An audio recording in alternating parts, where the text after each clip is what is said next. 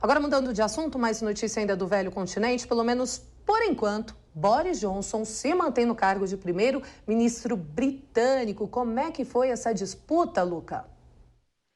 Olha, Kalina, muita atenção na política britânica. A gente vê que pesquisas recentes mostram que apenas 27% do eleitorado do Reino Unido gostaria que Boris Johnson continuasse à frente da chefia do governo do país. A gente vê que durante a história muitos antigos primeiros ministros também tiveram um voto de desconfiança dentro do seu próprio partido e foram depois mandados embora, entre aspas, por conta disso. No caso de Theresa May, que foi a última a passar por esse processo, temos também na história a própria questão da Margaret Thatcher, que perdeu um voto de desconfiança. No caso de hoje, Boris Johnson venceu com apenas 148 votos contra e 211 votos a favor. E também, por conta desse processo, ele faz com que nenhum tipo de desconfiança possa surgir nos próximos 12 meses, portanto, dá um pouco de maior folga, mas ele coleciona, nesses últimos meses, grandes declarações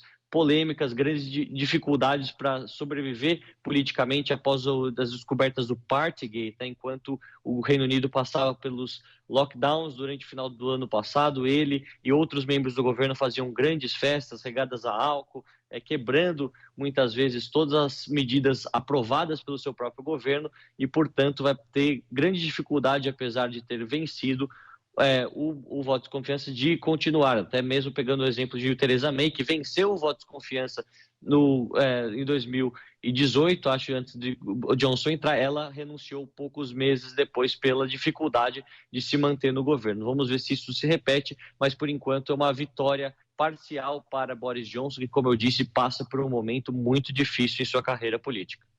Obrigada, Luca Bassani, pelas informações. Agora, Alfredo Scaff, como vimos, Boris Johnson continua como primeiro-ministro britânico, mas foram 148 votos contrários à permanência dele no cargo, ou seja, é um número expressivo, sim. Gostaria de saber, isso pode abalar a legitimidade dele, na sua opinião? Kalina, eu vejo que não. Eu vejo que o parlamento inglês ele é bem peculiar, obviamente. Nós temos lá um regime monárquico, onde Boris Johnson já deve ter tomado um puxão de orelha da rainha sobre aquele assunto de ter feito uma festa no meio da pandemia. Mas eu vejo que o parlamento acabou optando por uma estabilidade econômica, por uma estabilidade política, justamente pós-pandemia, numa guerra ali dos seus vizinhos, na própria Europa, onde Boris Johnson não acrescenta muito diplomaticamente, muito menos os outros países do G7. Então, eu vejo que é uma situação, entre aspas, de zona de conforto do parlamento para que não haja nenhuma mudança brusca internamente na política, no momento em que todos os países da Europa precisam se recuperar economicamente. E Roberto Mota, Boris Johnson acaba sendo mais um político durante a pandemia que acabou desrespeitando regras impostas por ele próprio, né? No caso, era um momento em que estavam em vigor medidas duras do lockdown lá no Reino Unido e ele acabou sendo flagrado em uma festa, ou pelo menos em uma reunião que aconteceu ali, inclusive nas dependências oficiais do governo britânico. Foi mais um exemplo, como outros que tivemos no decorrer da pandemia, né, Mota? Exato, Brown.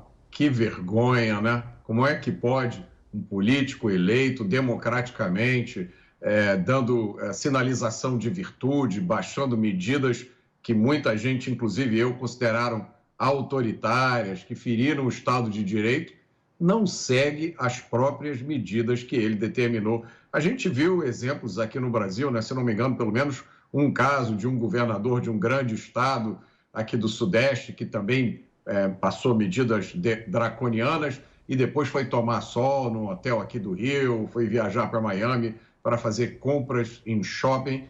Essa hipocrisia que se fantasia de preocupação sanitária, ela não resiste a um exame, mesmo que superficial. É uma vergonha.